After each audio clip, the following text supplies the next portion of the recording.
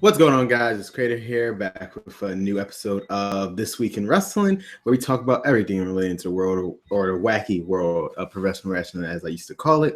It's just going to be me today. I'll explain a bunch of things. It might be a long intro before we actually get started on the show. I have a bunch of things to talk about prior to the actual show. So, again, if you enjoyed today's podcast, make sure to like, subscribe, and also you can comment in the live comment section right on the side of this video to your right.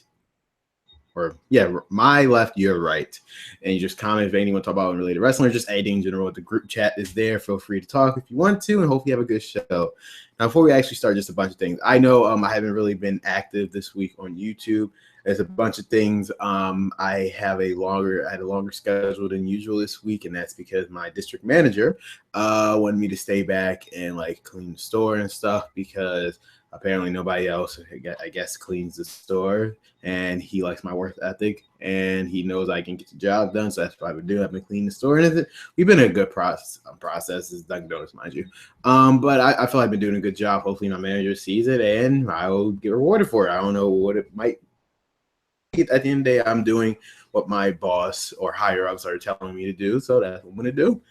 And that's just how I am because I was in the Army. I follow instructions very well, so that's probably another reason why he knows he has faith in me that I'll actually get the job done compared to the other people that he actually do it. So hopefully my work pays off. And also, I hope you guys can actually hear me. I'm gonna just my microphone right here.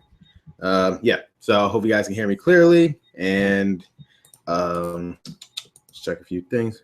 Things on the side. Okay, so there's that. It happened this week. So because that was like lack of uploads or any other videos, there will be some new videos this week because I received a package, have no idea what it is, because I bought a bunch of Go Buster stuff, Power Ranger stuff, paycheck, and this came from Japan, and I have no idea which package this is. Unlike the other ones, I kind of had an idea because these ones are coming, but I have no tracking number, so I legit have no idea what that package is. So as soon as I'm done with this podcast, I'm going to do an unboxing on it. And first, I'll do what's in the mail, which you can check on my Facebook page in the link description below, facebook.com/creator, or it might still be Creator Channel, but I have no idea.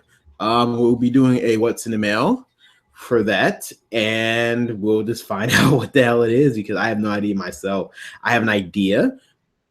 It'll just be you'll get a live reaction, basically what I'm trying to say here. It'll be something special. I'm telling you that much. So I'll do that. I'll do my unboxing, whatever it is. So you'll be having at least one video out of that. This week I will be working on my review of Go Buster Ace. So you guys can also look forward to that. Hopefully it will be this week. I do have a day off Monday, which is Memorial Day, so I'll definitely put a lot of time into working with that review. And that's pretty much it. It goes for schedule. And as always, another This Week in Wrestling. And Creator Talks is again on hiatus because I decided to put on hiatus for right now. I'll be coming back probably, hopefully, in a month or so, depending on where my subscribers are and stuff. It really is that it's not me. It's really just finding people just to be on the show. Again, it's just Creator Talks really just promote other people, help other people. I just get to know other YouTubers, big or small. You can be smaller than me or bigger than me. It doesn't make a difference to me. Just if you want to be a part on the show and just talk about just life and stuff, and just hey, I'm all ears. So there's that. So that's in regards to my YouTube channel. You can look forward to that stuff this week or probably next week. And I probably might be getting a bunch of other stuff. So I'm surprised that package came. So that might be the start of actually me getting a bunch of packages. So it'll be a bunch of new content on my channel. So I hope you guys enjoy. My Wolfing Brace video is actually doing very well. I wasn't expecting that. So I could tell that I have the audience for the Power Rangers and Super Sentai. So I hope you guys will enjoy my next couple videos, especially my reviews that will be coming up shortly. Also, if you could hear the fan, I apologize. It's hot in my room right now, so I had the fan on, so I do apologize if you can hear. If the sound quality is not that good, I do apologize just because the fan is on top. Also, if you notice, Ron is not with me this week. He already told me in advance he will be part of this week and next week's show, which, again, if you're watching Ron, or if you're not watching, hope you have fun whatever you're doing for the next 2 weeks. As always, he will always forever be my co-host for the show. We always have a good time for each other. Sadly, won't be here this week, but hopefully I can manage to do this all myself and bring you the entertainment of our wrestling knowledge and just our opinions on stuff relations to wrestling. So you'll see Ron again very soon. Probably, I mean, within the next 2 weeks, or if not later, you'll eventually see him again. He'll always be my co-host, so there's always that. And that pretty much does it in terms of what happened. Oh, one other thing. Well, the reason why I started a few minutes late, if you didn't notice the time, I started a few minutes late, because I just talked to my mom, had a conversation about something very important. I'm not going to reveal it yet because I don't. It's just not yet. I don't think timing's right. I mean, just very important. And the reaction I got from her, I was not expecting. Not the reaction I was expecting at all, which is a good thing. I'm just saying that is a good thing for me. I just wasn't expecting that reaction or the response that I got from her after I told her what I told her. So there's that. If you follow me on my social media, maybe eventually you'll find out what I'm talking about. But yeah, just was the reaction I got. So I have a very interesting talk right after this podcast. And that pretty much does it for this week. Yeah, I guess. I don't know if I should reveal this other thing I want to. I guess I should reveal this week. Again, this is about usually what me and Ron do anyway, is talk about how our week's been. So besides work, I actually went on my first official date this week, and it was very good. I really enjoyed myself. I had an amazing time with this person. I really enjoyed it, and I can't wait to see her again. Just I really probably it was probably the best part. I mean, the greatest moment of my life so far. I guess you could say that. I really enjoyed the day that I had. I know, first ever date. I'm 20 years old. I know, what am I doing with my life? But yeah, enjoyed myself with that date, and hopefully, I guess the wind is blowing it. Hopefully we're going more and just see her more. And I really enjoy spending time with her, and just, yeah, that pretty much does it for how my week went besides work. I actually went on my first official date, and yeah, but moving on to actual wrestling content. So I know that's why most of you guys are here, or whoever's watching.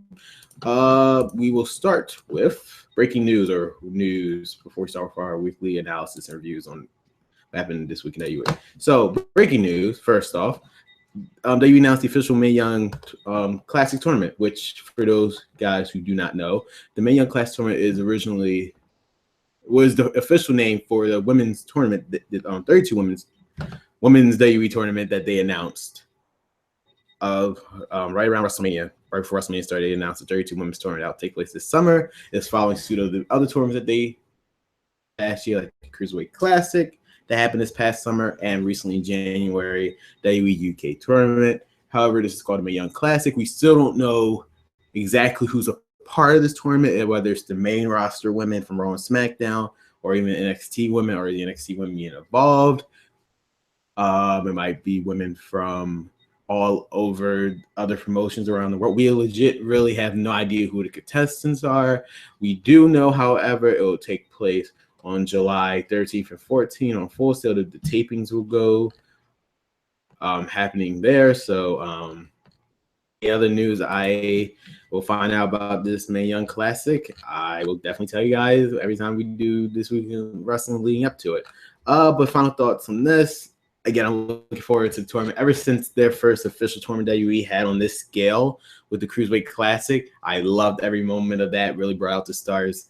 Who that we know now, like the Brian Kendrick, TJ Perkins, Rich Swann, Austin. I'm about to say Austin. Cedric Alexander, Grand Metalik, my boy, Grand Metalik, and Tommaso Ciampa and John Gangaro. Even though they were from NXT, we learned a lot more from them in this tournament. So tournament's really like all superstars who are a part of this tournament. So for the women, it takes center stage and have a whole tournament dedicated to women. We haven't seen that in this respect for women's wrestling ever. So with this Mae Young Classic, I really hope that women really do get appreciated for what they do, or get appreciated from all the fans for what they can really show what women's wrestling can actually do. Ever since the revolution started about 2 years ago. We don't know what the official prize is, or like what is it? It might be a like we really officially don't know. Unlike the other tournaments where it was a trophy cruiserweight classic, it was to crown a new cruiserweight champion, and for the UK tournament, crown the first ever UK champion. So we don't know. I doubt there'll be a new title for this, which will make zero sense because we already have 3 women's titles in WWE. So it's going to be an interesting sight to see if it's just a trophy. If it's just a trophy, it doesn't take away the fact that it's probably going to be an awesome tournament. And besides that, regarding the Hardy Boys and the broken gimmick, Impact president, I don't know the guy's name, he revealed that he'd been talking with Matt Hardy about the gimmick. There's a bunch of situations going on. Just to sum it up, I don't really care about legal stuff. All I know is that it seemed like it's putting who's getting the rights to the broken gimmick is leaning more towards the Hardy Boys, which is a good thing for us WWE fans because we finally get to see it in WWE form. And again, just the merchant. It's going to be overall a good time if Matt Hardy and Jeff Hardy will get the broken gimmick. It's going to be very awesome. Can't wait to see it on TV. They always hint at it every week on Raw when Matt Hardy does his delete chants. So hopefully we will finally have a definitive answer who owns the right, either TNA or the Hardy Boys on the gimmick, and hopefully it goes into the Hardy Boys' favor. And anything else related to this, we'll probably definitely will tell you guys on our This Week in Wrestling podcast when it comes up within that week. So there goes the breaking news for this week. Pretty much nothing too special besides the announcement of the official name of the women's tournament and the broken gimmick legal issues. So I can actually get to this our reviews for wrestling this week. This is why it's called This Week in Wrestling. First off, Takeover Chicago, which happened on Saturday. And funny story, as I was getting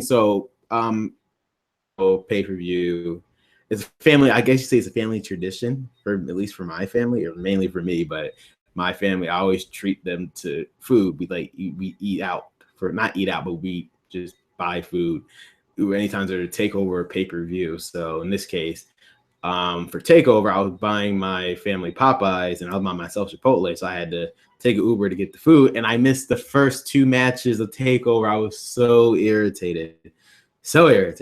But my brother did tell me what happened. I actually rewatched. I currently, as right now, I only rewatched Roger Strong versus Eric Young. I'm in the middle of Pete Dunne versus Tyler Bate. I didn't finish the match, but I already saw the highlights of it, and it was an amazing match too. And overall, Takeover was a very amazing show. A lot of people probably thought it wasn't going to succeed, and there's people yelling outside of my house. Probably a lot of people thought it wasn't going to succeed due to lack of, because this is the first Takeover that didn't have Ty Dillinger, Shinsuke Nakamura, The Revival, Elias Sampson, and then because they took a lot of their top talent from NXT, and they didn't think this. A lot of people on the internet thought that this wasn't going to be a good Takeover, but this was a very good Takeover. First official Takeover in the new era of NXT, and let's just get right into how the show ends. First things first, Roger Strong versus Eric Young. This was an interesting match because the way it even started, Eric Young first came out with his group sanity because, except for Nikki Cross, because Nikki Cross had her match later and shown a triple threat match. And somebody just followed me on Twitter, so I do appreciate that. Yeah, so first off, Nikki Cross, she was in her threat match later in the show, so obviously she would be preparing right now, so she couldn't be part of this match. So Eric Young came out with the rest of Sandy, which is Killian Dane and Alexander Wolf. Roddy Strong music played. He didn't come out for about a minute when there was going on. In reality, he was coming through the crowd and took out both Killian Dane and Alexander Wolf to make it even. So it would just be 1-on-1 against Eric Young, because the thing about Sandy, they always have the numbers game. So Roddy Strong came out and decided to take both of them out to begin with. The match was very good. Quicker than I expected, and I wasn't expecting the ending either, because Eric Young had a winning streak at Takeover. He had to be pinned, period, and let alone he was undefeated at Takeovers. And Roger Strong actually beat him in a surprise way. First of all, he did a crossbody outside the ring to take out all of Sanity, and he brought Eric Young in, and then he did his the finisher. I forgot what it's called. Messiah or the double knee backbreaker, I should say. I'm about to say Messiah, I guess his nickname. And Roderick Strong 1, 2, 3, he was able to win, and Sammy quickly got into the ring, but it was too late because Roderick Strong already won. Overall, it was a great match. Hopefully this feud is not over, because usually with Sandy feuds, there's only a one-time thing except for Ty Dillinger, and that's pretty much it. I don't know where Roderick Strong is probably the next contender for the NXT Championship. I have no idea. As for Eric Young, again, Eric Young and this whole group, Sandy's probably one of the best things in NXT. See this stable holding all the gold before they go to the main roster. I can see Eric Young holding the NXT title, Nikki Cross holding the women's title, and Killing Dan Alexander both holding the tag team title. It's just a matter of not if, but when. But overall, the match was great. Then we move on to arguably the match of the night. Again, I personally didn't see it. I'm currently watching right now, but see it. But my brother even called me, and he said, yeah, this match was very amazing. And it was the UK Championship match between Pete Dunne and the reigning United Kingdom champion Tyler Bate, pretty much their rematch from the finals of the UK tournament. And from what I saw so far in the full match, it is freaking hard hitting. Pete Dunne is amazing. The way he can manipulate your bones and your fingers, it's just amazing. And Tyler Bate, his resilience against Pete Dunne was something else. But at the end, Pete Dunne was able to hit first of all, that nasty suplex that he took. So Pete Dunne, he did a suplex, but he let go, and Tyler Bate landed right on his back at the hardest part of the ring. And that looked awful, but the crowd was really, this is like the hottest the crowd was throughout the whole night was this match. And the UK competitors really delivered. At the end, however, Pete Dunne hit the bitter end and pinned Tyler Bate to become the new United Kingdom champion, and he's also the Progress champion over in his promotion. So he has 2 titles, and so Pete Dunne, he deserves it. He's great. Everybody loves him. The Bruiserweight, he is now the new United Kingdom champion. Overall, I thought it was also a good match. I would admit this is probably hands down a match of the night, probably potential match of the year, maybe. We won't know. That's for us to find out. Last year, NXT did take the match of the year with DIY versus Revival in that 2 out of 3 fall match at Takeover. What was it? Toronto. Yeah, Toronto, Canada. So hopefully it can be the same for the UK people. They really do deserve. Pete Dunne is amazing. Tyler Bates amazing. Now the thing is, who will challenge him next? Our real question is, will they actually introduce British Strong Style? Yeah, what I'm saying is, because for those who don't know, Pete Dunne, Tyler Bates, and Trent Seven in their promotion, which is Progress, they're all heels. They're all bad guys. Only Pete Dunne is the bad guy. Tyler Bate and Trent Seven are considered good guys. So it's really interesting to see if they actually form the stable over here. Are they even allowed to? I have no idea. Just this UK and WWE is getting interesting. Hopefully they can start the weekly United Kingdom show that they promised, but they never actually aired besides one special. And we can actually see more of Pete Dunne, Tyler Bate, Trent Seven, Joseph Connors, my boy Joseph Connors from UK. Hopefully eventually we will see him. And also Jim Ross did commentary. Always nice to hear him. To the women's triple threat. Asuka defended the longest reigning. I need something to drink.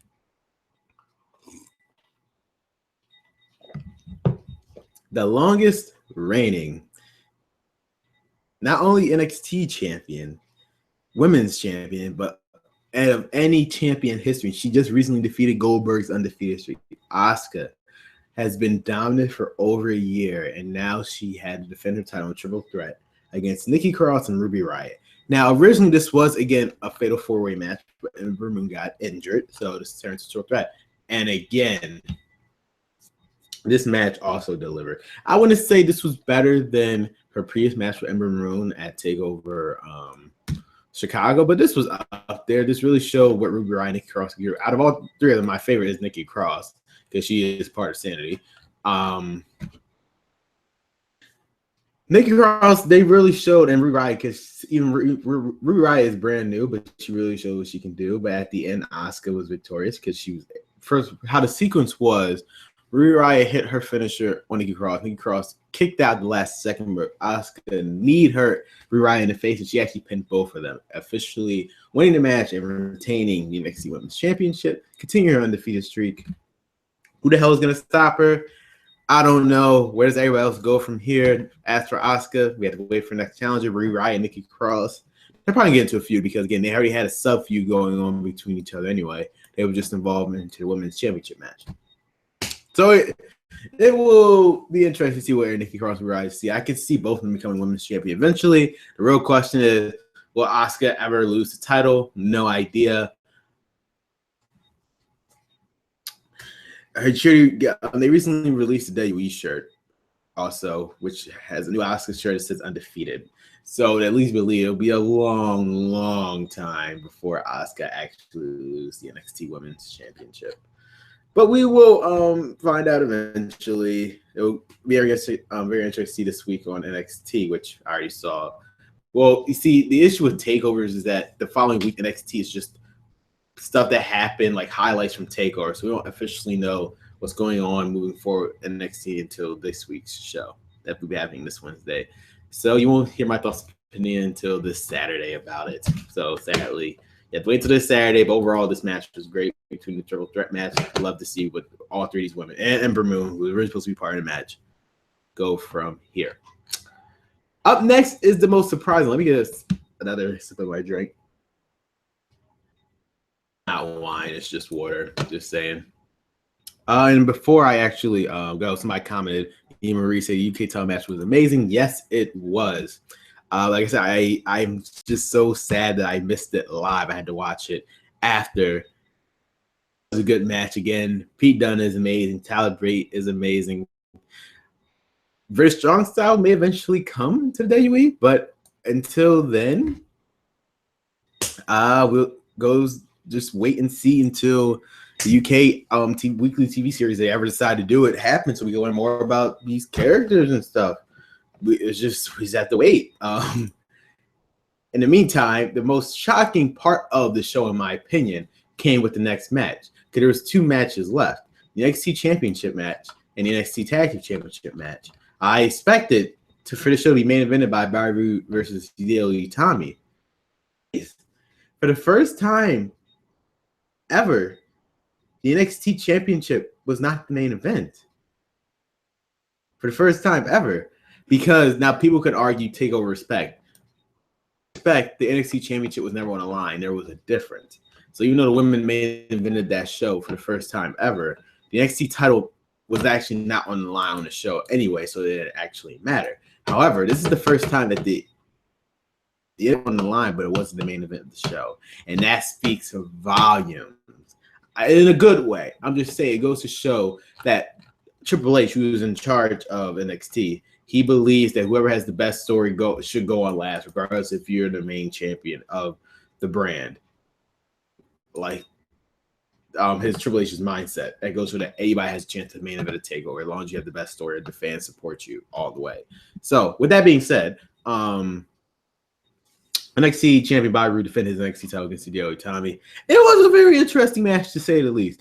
Hideo Itami, again, this was for him proving, okay, he's been in NXT for a while. It's due to injuries. He should have got called up to the main roster. Everybody who was in that elite class of his is all up on the main roster. The only people who are left in NXT from his class of those elite people are him, Blake, and Murphy. Those are the only people left. Everybody else made it to the main roster.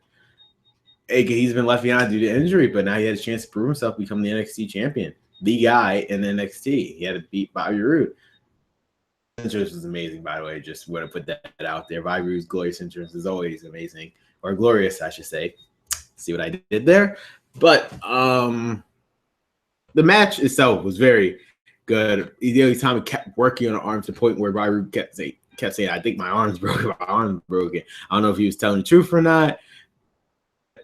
But the ending saw Hideo Itami about to, even a GTS tournament, still going to take out Bobby Roode. Then he saw Hideo Itami potentially do a second GTS. However, Bobby Roode was able to counter to the glorious DT, and then he hit another glorious DT. I don't know if that you call it. It might be called Super Glorious DDT. Because basically what he did a Glorious DDT. He still held on to him, and he did another Glorious DDT. We picked him up, did another Glorious DDT. With the 1, 2, 3, Bobby Roode is still your NXT champion.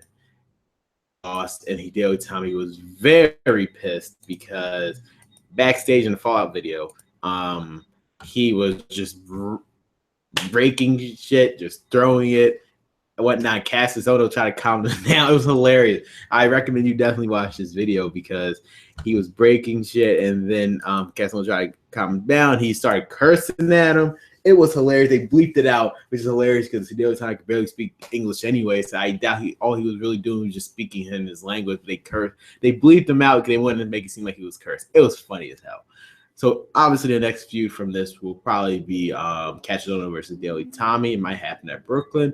It really just have to wait and see what goes on there. As for Bobby Roode, he said in his Fallout video that he's going to be taking a break, and when he decides to come back, most likely to lead up to Takeover Brooklyn in August, he'll tell us who the next challenger is. So overall, though, the match between Hideo Itami and Bobby Roode was a very good. Probably people didn't think it was going to be as good as they thought it was because his 2 back-to-back matches with Shinsuke Nakamura, they probably think it was going to top it. But Hideo Itami really, I'm not saying that it did, but Hideo Itami really did prove himself in this match. And yeah. Next challenger for Bobby Roode, my guess is would have to be either Roderick Strong, Aleister Black, or Drew McIntyre. But we just have to wait and see. And then we move on to, oh my God.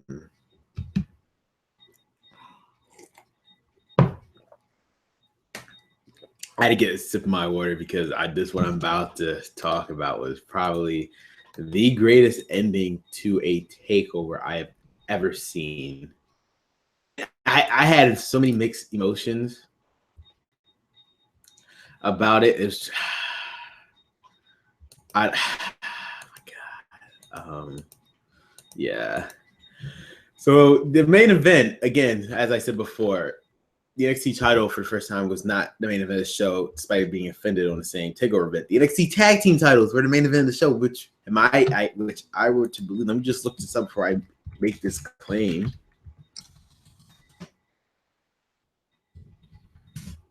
Before I make this claim, hold on.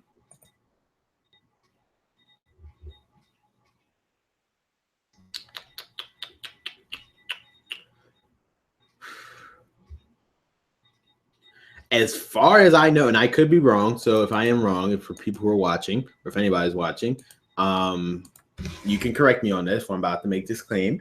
With the exception of one, this is the first time that not only the NXT tag team titles are the main event of a takeover, this is the first time that any tag team titles were the main event of a considered a pay-per-view, because takeovers are considered the pay-per-views of NXT. Or should I say network special, I guess would be a better way of putting it, since it's on the network. This is the first time that the tag team titles are a main event of a WWE network special. That was an amazing accomplishment, I think, especially with the people who are in it. One team, I mean, I don't take any away from the champions. The Authors of Pain, but DIY definitely deserves to main event is that. Especially main event of Takeover. And it's really how important these tag team titles are to them. So, again, on to the actual show itself. The Authors of Pain defended their tag team titles against DIY in a ladder match for the NXT tag team title. By God, this is probably the greatest match I've ever seen. Match of Night still goes the UK championship. Do not get me wrong. In terms of storytelling, this was arguably the best match I've ever seen in NXT in a while. Last time I'll say this again with DIY was last year with DIY versus the Revival in that 2 out of 3 falls match to take over Toronto. But storytelling was amazing in this match. I love all the moments that happened. And probably the key moment I will have to bring up was when the Authors of Pain was grabbed Vlad. It looked like he was about to just knock off Tommaso Ciampa head off with the ladder. And Johnny Gargano pushed him out the way. so he wouldn't get hurt. And Austin Page just hit him face first with the ladder. It was a horrific sight, but probably arguably the best storytelling in that match, hands down. Like, that showed how much Johnny Gargano cared about Tommaso Ciampa. He was willing to take the bullet for him, and he did, just to protect his friend and his tag team partner. That had emotions all up inside of me. I'm telling you. Near the end, DIY looked like they was about to get the titles from the top of the thing, but the Austin Page was able to hit them with their power bomb. What is it called? Super Collider, and they was able to retain the NXT championships. If DIY couldn't beat them, I really don't personally know who can beat the Authors of Pain for the NXT tag team titles. Maybe Heavy Machinery. I have no idea. But before I even get on a tangent about that, the main focus point of this match wasn't the actual match itself, but the ending and what happened after the match. DIY, after the match, both Jinder Mahal and Tommaso Ciampa, they were about to leave, and you saw, like, usually, you know how any wrestling debut event is, they have that thing at the corner saying, like, hey, trademark that, I know it's over. They were on the ramp, and they were just waving at the fans on the chin and kept cheering them, saying, you guys are awesome and whatnot. And then Jinder Mahal was just waving. Tommaso Ciampa looked at him, and he said, this is not our moment. This is my moment. And then the most shocking betrayal of the year. It's a tie. Well, I take that back. It's a tie between this one and the Festival of Friendship. The most shocking betrayal that you never saw coming. Tommaso Ciampa betrayed Johnny Gargano. He threw him at the stage and just kept wailing on. He kept beating him up, and then he put him on an announce table, and then he put himself and Johnny Gargano through a table by doing this Celtic cross-esque move through like 3 tables, and it was the fans' reactions pretty much sum up what happened. Nobody expected this. I had so many like thoughts going ahead. It was like, dude, friend, he took the bullet for you. And even taking out of wrestling context for a second, this guy, Johnny Gargano is married. He just recently got married. Guess who his best man was? So for storyline perspective, Tommaso Ciampa, like, he was your best man at your wedding. Tommaso Ciampa, you was the best man at his wedding. He literally took the bullet for you in this match just to protect you. Why would you betray your friend? It was just the most, again, probably the biggest takeaway from this whole show. It wasn't even the match, it was just the ending of the match, how much impact it had. And now I understand the reason why Triple H made this the main event. Because he knew the reaction the crowd was going to get from it. And he probably realized this was probably the best storytelling out of all the matches that was taking place on this show, that he can tell and put this as a main event. This would be worthy of a main event. And it lived up to everything that could possibly have happened in this match. Yes, they lost the match, but the moment afterwards where Tommaso Ciampa betrayed his own friend, the guy who took the bullet for him, and the guy that you were his best man at his wedding, how could you do this to him? We all know this will eventually lead up to that one-on-one match you always wanted to see again with Tommaso Ciampa versus Johnny Gargano. We don't know what the extent is because we do know Tommaso Ciampa was wrestling with an injury, so we don't really know how long he might be out. He could be fine, but we have no idea how long he might be out. Where's Johnny Gargano? We don't know. He got taken to the hospital. They won't release any of his medical updates. We may be seeing when or if we will ever see Johnny Gargano again. But overall, the match, for a story perspective, had the best storytelling for the whole night. I still give match of the night to the UK tournament for the UK Championship, but in terms of storytelling, this was the match. If you were a fan of wrestling, the UK Championship match for you. But if you're a fan of storytelling and character development, this was the match. And it was anything as a main event as any other main event that main evented. I said main event 3 different times. A takeover or a not special. This was the match.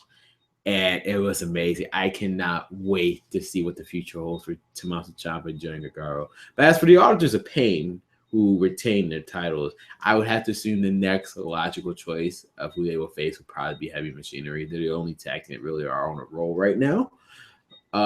So we will just have to wait and see what results in Takeover Brooklyn. Can probably next time ever defend their titles.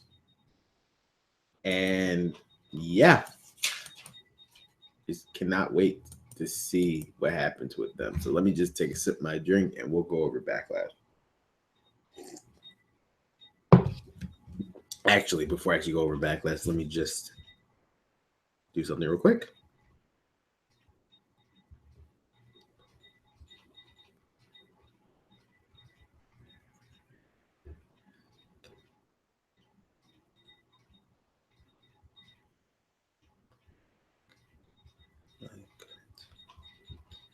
I do apologize, guys, but for me, this is more important, right? What I'm doing right now.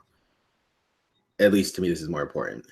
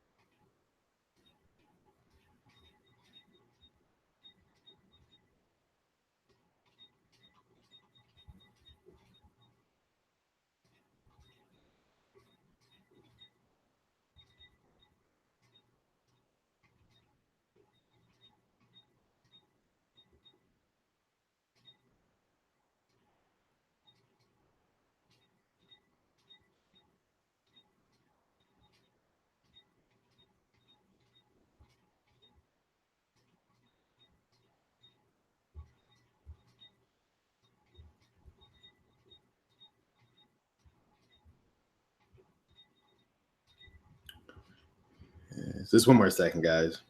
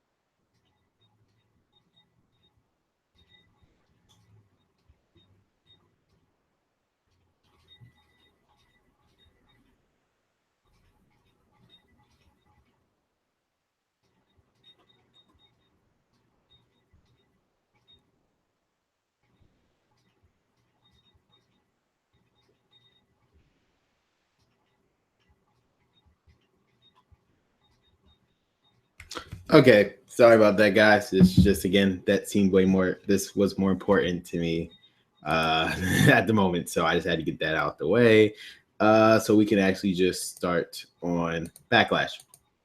Results from Backlash. Give me 1 second. Now Backlash. Pretty much what the main focus of this whole podcast is about is Backlash, or it's just the results that happen at Backlash. This was a Smackdown exclusive pay-per-view, the first pay-per-view, first Smackdown since WrestleMania. Oh, what a show. What a freaking show. So let's just start off with first, Ty Dillinger versus A. English. That was the kickoff match. Again, this was technically Ty Dillinger official formal pay-per-view debut for the main roster. Yes, he technically made his main roster debut on the Royal Rumble match, but as an official member of the main roster and on the SmackDown brand, this is technically, I will consider this as the official formal main roster pay-per-view debut. And he fought Aiden English. This was pretty much the you like to call it, as their third and final match. I was at the final match between each other. It was an all right match for being on a kickoff show. Nothing really too much like to write home about. In English, again, I'm glad that they're giving him a push. We all thought he was going to go just to jobber hell after the Bob Villains had to break up because Simon Gotch got released. But I'm glad they're actually pushing this gimmick with him. Hopefully, this actually goes far. It could be a top heel gimmick for in English. But I'm glad Ty Dillinger got to win. Again, he probably isn't the one who needed to win. He's a new guy in town. Everybody, the crowd loves him. So where does this lead to Ty Dillinger? We have to find out and see. 1 second, guys.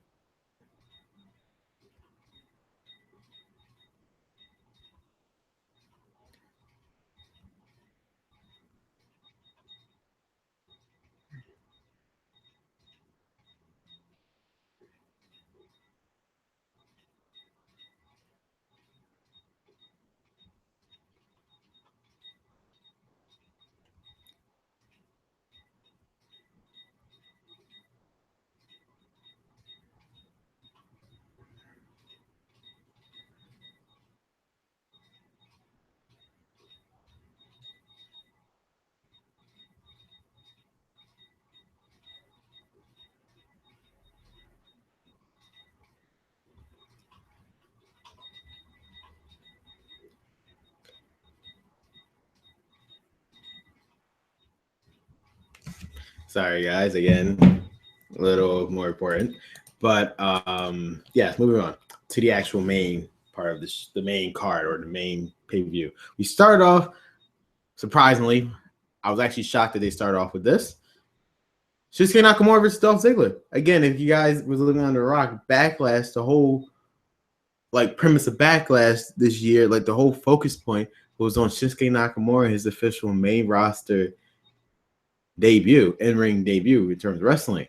And I was expecting this to be the first match, but hey, we got it. Again, Shinsuke Nakamura's entrance is always amazing as ever. Official main roster debut, and what better way to debut than in Chicago? The crowd was loving him.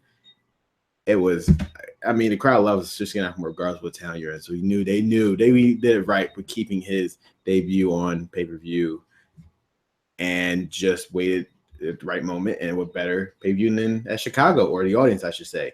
He fought Dolph Ziggler. Now, in terms of the match itself, it's a lot of what's the way I put it? A lot of different opinions. Was the match actually good? Was it not? A lot of people are saying that it was very underwhelming, I guess is a better way to put it. Very underwhelming.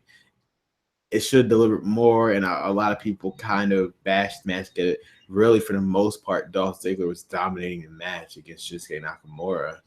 And a lot of people like that. They felt like Shinsuke Nakamura was kind of booked weak. I don't personally think that. I actually think that they were both equals in my opinion. Yes, I do know that Dolph Ziggler had a little bit more offense, but I feel like the way they were trying to tell Shinsuke Nakamura was just that, again, what people, I guess I should get my thoughts on this, but people seem to forget is that I know NXT, yes, we know Shinsuke Nakamura has wrestled for years in New Japan, but when you come to NXT, again, people say this all the time, once you come to WWE, your history means nothing. Your backstory, how many championships you won, it means absolutely nothing. You have to prove yourself in WWE. And WWE is where the big boys play, as WCW would like to call it, or the NWO. So, yes, we do know. So, yes, again, Shinsuke Nakamura, which brings to my other point, Shinsuke Nakamura was NXT for a whole year, and he was the king of NXT. He was the NXT champion 2-time, first ever, second ever two-time NXT champion. And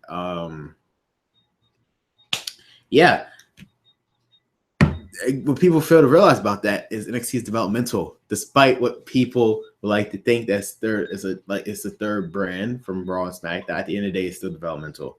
NXT is considered developmental. I'm not saying Shinsuke Nakamura is developmental. He was developmental at the time. He was obviously above the developmental stage as a wrestler, but at the end of the day, it's still considered developmental. So when you get on the main roster, you're on a whole different ball game. In terms of storytelling, again, this is all in kayfabe terms, as I guess I should say, Shinsuke Nakamura when is still considered developmental at that point when he first debuted on the main roster. On the main roster, again, this is the main roster, not developmental anymore in NXT. So because of that, I was not surprised how they booked this match. Dolph Ziggler having most of the offense because, again, Shinsuke Nakamura is the new guy in town. And would tell a story how this new guy, but he can still go ahead and have top people on the roster. And they perfectly showed that. Shinsuke Nakamura at the end of the day won with the King Sasa. And, again, they had a successful main roster debut, in-ring debut for Shinsuke Nakamura. Where does that lead from here? You could find, just watch a little bit later in the show as I get my SmackDown review. When that happens. But overall, good match. There's a lot of different opinions on whether this match was actually good or not. I actually personally believe it was fine. A lot of people say otherwise, but again, opinions. That's usually how it works. Moving on to the tag team championship match. In my opinion, probably the most entertaining match of the whole show. The Fashion Police, Breezango versus the SmackDown champions, the Usos. It was full of entertainment. Probably this match made Breezango, in my opinion. This is the match that made Breezango. It's both Tyler Breeze and Fandango. The people who weren't considered jobbers, they were never going to get anywhere. They probably put on the best performance of their whole careers in this tag team championship match. You could tell they really put a lot of effort into this match, making this as entertaining as possible, and they delivered top notch. Tyler Breeze is amazing. Fandango is amazing. I'm not saying that because he was Lance Kenmoran on Southpaw Regional Wrestling, which I will like to hope that they will bring back. Eventually, John Cena did say they will, but that's besides the point. Basically, it was more of a comedy. I think I understand the story that they was trying to tell. Breezango, despite them not taking it seriously, which the Usos were made to believe that they weren't taking it seriously, and they were just changing their outfits and stuff. Breezango did take this very seriously, and they were this close on winning the SmackDown Tag Team Champions. At the end of the day, the Usos did win, but for Terrence Breezango, it really showed that yes, when it comes down to it, we can be taken seriously and we can beat you for those tag team titles. They were this close to winning the SmackDown tag team titles. I was about to lose my shit because thank God Tyler Breeze was about to win a freaking title. It didn't happen. And SmackDown had a similar fate, but I will wait until then. But overall, in my opinion, this is the match that made Breezango. The crowd loves them. They love the Fashion Files. I love the Fashion Files. They are so over the crowd in terms of being a babyface tag team. In terms of Usos, again, they're probably the best heel tag team besides when on SmackDown, at least I should say on SmackDown, they are the best heel tag team, in my opinion. So where do they go from here? Who are the next challengers? Potentially the New Day. That would be the most likely logical choice. Breezango, hopefully they get contendership in the near future. Again, SmackDown, I don't want to spoil too much before I get to my SmackDown review. But again, Breezango will really get into another title contention. But yeah. The one thing I hate about this, not even about the match, is the fact that if they could do this one team, they could do this with any other team. They can build them up and make people actually enjoy and like them or hate them, depending on whether they're face heels. And what I mean by that is the perfect case of the Ascension. The Ascension are so promising. We're the longest reigning NXT Tag Team Champions in history. And they dropped the ball so hard on them. They looked like at one point they were pushing them or they were going to give them the goal, but that was just a cop out. They really knew they weren't going to do it. And like I always remember, as I always say on Twitter and on YouTube and all my social media, when it's in relation to the tag team division of SmackDown, never forget Elimination Chamber 2017. The day the Usos handed the Ascension the win to become the SmackDown Tag Team Champions, and the Ascension got screwed. I'm calling it like I saw it. They got screwed. I don't care if anybody says the Ascension got screwed. Damn it. I swear they did. And they should have became Tag Team Champions. But we don't live in a good world. We live in hell. I'm just saying. But Breezango, Tyler Breeze, and Fandango. Hopefully one day you become tag champion, just like the Ascension. 1 second, guys.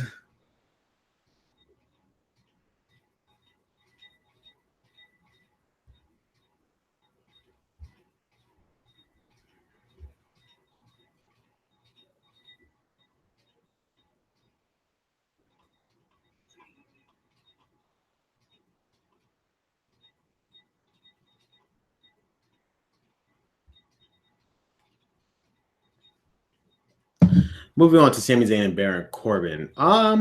Shocking. That is the best way to describe it.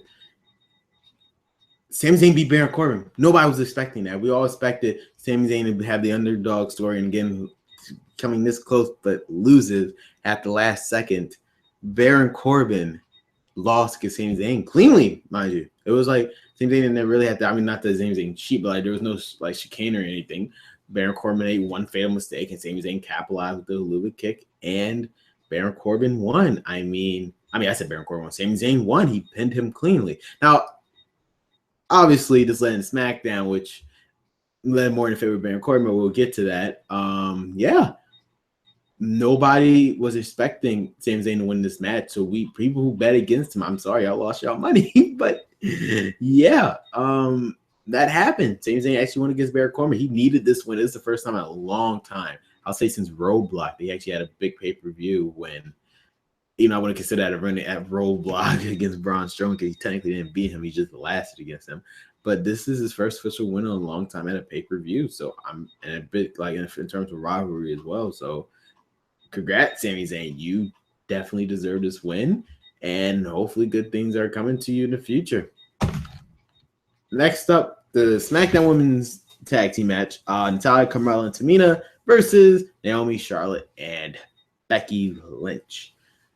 I wasn't really into this match, I'm not gonna lie.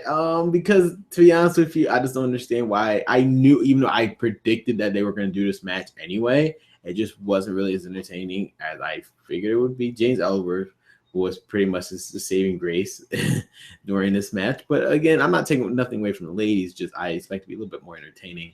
I guess because again, it didn't help matters that the previous night, the women from NXT, and no pun intended, took over the division that week as they had an amazing triple threat match. Them being a 6-man tag. I know why, because the whole point is the Welcome Committee.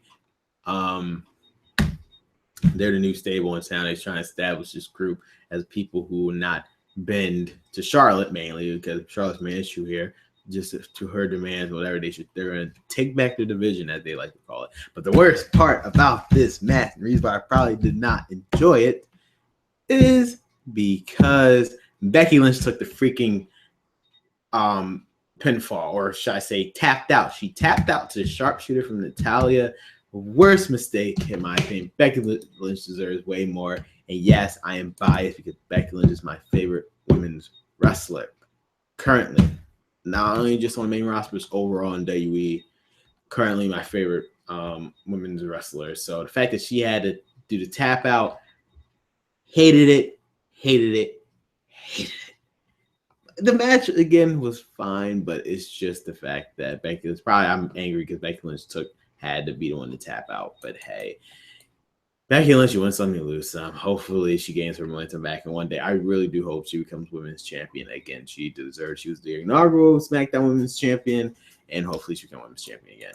We're moving on to the match of the night. Nobody thought it wasn't going to be AJ Styles versus Kevin Owens, and you would think this would be for the World Heavyweight title. No, it's for the United States title. Again, I do love where they're going with this, where they're establishing the fact that their second-tier title is just as important as the main title. AJ Styles versus Kevin Owens, 2 stars you think we could fight for a world title or fighting for a secondary title. And this was amazing. Everything is the best way to describe it is everything that you would expect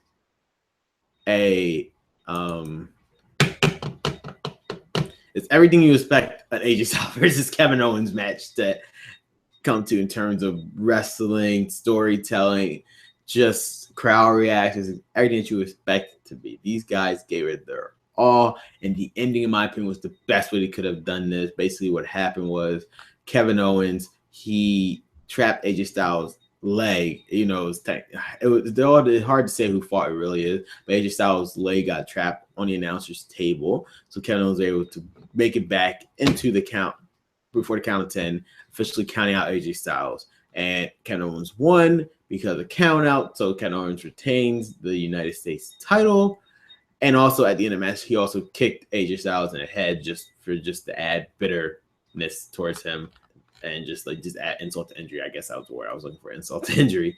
So Kevin Owens is still the United States champion. However, I feel like the ending was perfect because this shows that AJ Styles was not technically beat. He lost due to a count out.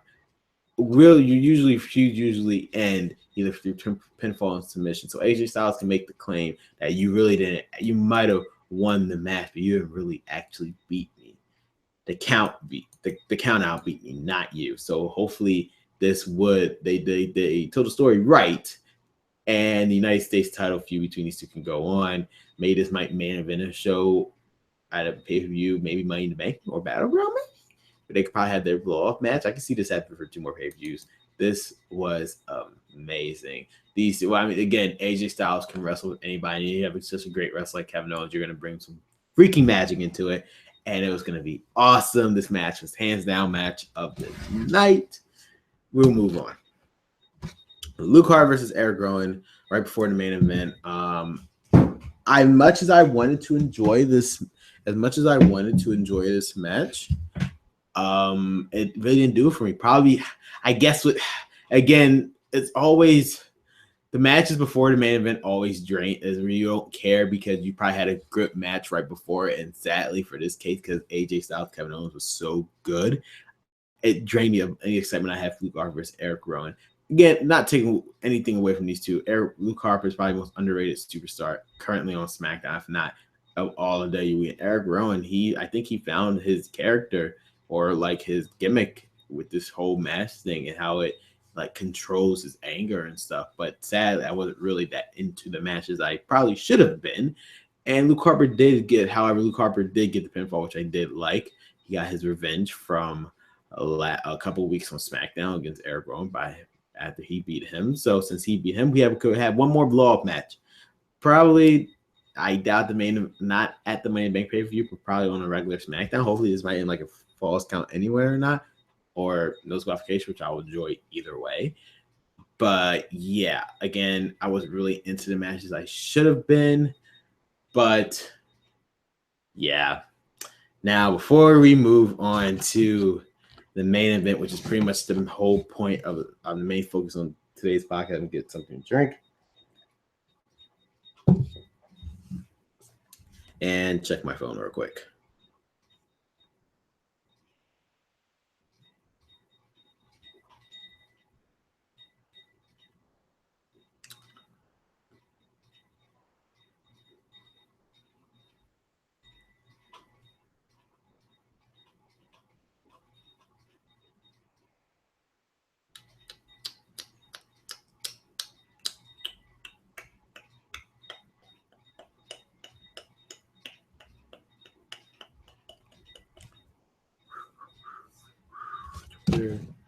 My Twitter. Actually, I guess I should install my update. I have an update on my iOS.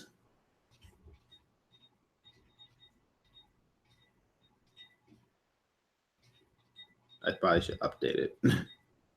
I'll update it later.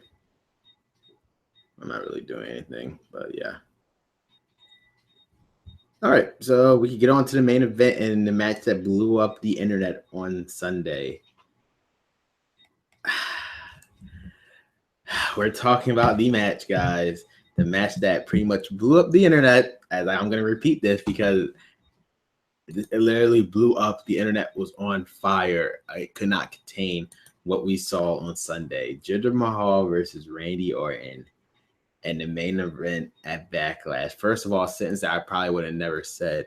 And also the next sentence I probably would have never said was Jinder Mahal beat Randy Orton to become the WWE Champion. Let that sink in. I know it's already been a week, but let's just sink that in for a second. Jinder Mahal, who from a month ago was just a jobber, won a high-profile number one contenders match just to earn this opportunity to main event a Smackdown pay-per-view, or a pay-per-view in general, mind you, to face the WWE Champion, which is the most important title in this company. And he's facing a 13-time champion, like in Randy Orton, and Jinder Mahal beat him to become not only the WWE Champion, but the 50th WWE Champion in history of WWE. My God, the internet blew up. I couldn't, when that bell hit 3, it was like an Undertaker moment where it's like nobody was expecting that. Nobody was expecting that at all. The shock, the faces in the crowd says it for themselves. I mean, yes, technically the Singh brothers did have a little bit of help anywhere. It took them out. He almost killed one of them. You should definitely check that out. He almost killed one of them, mind you. It was just an interest. The internet blew up. So let's talk about Jinder Mahal for a second, how I feel about his WWE Championship win. I actually, despite what you may think, despite what I just said, I actually thought this was probably the greatest thing they have ever done in a while. Because, again, WWE, when they're at their best, when they're unpredictable, you couldn't tell me in a million years that Jinder Mahal is going to become fucking WWE champion. There's no way you could have told me that, and I would believe you.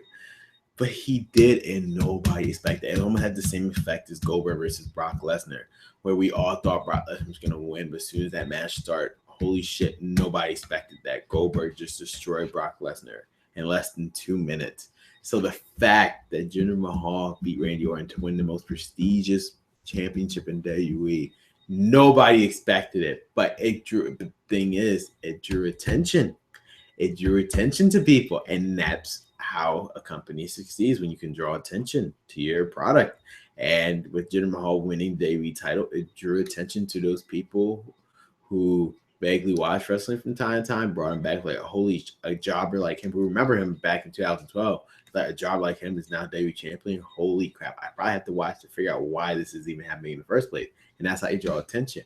And also established another thing. Again, it was kind of speculated, but confirmed the fact that WWE has interest in the Indian market, and they want to like market it as much as possible. And what better way to do it than have Jinder Mahal, who represents that country, even though he's from Canada, who represents that country, and just again make him their main champion in WWE. Nobody expected that, and that's why I think it's brilliant, because again, WWE is at its best when it's unpredictable.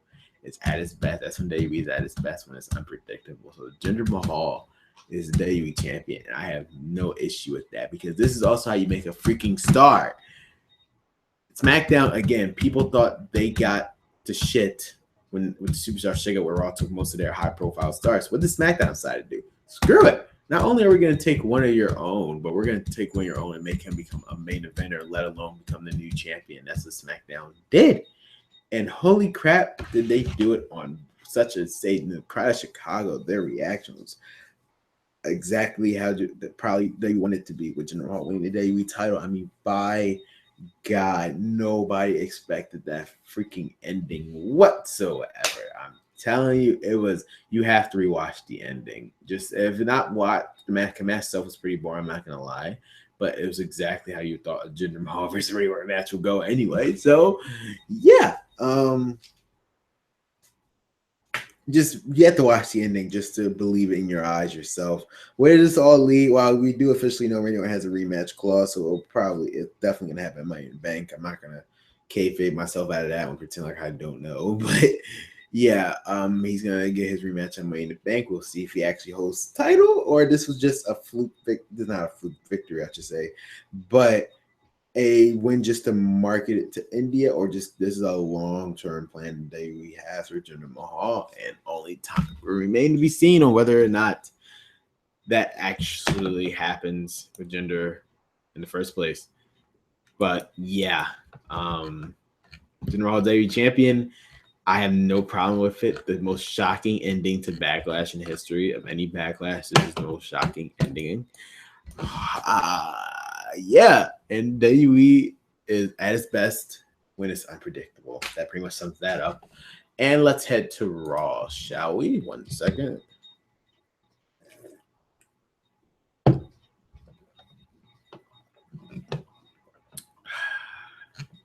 Raw.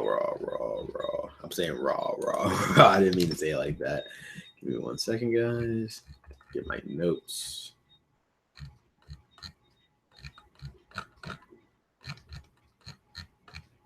Is anything else that's happening on social media?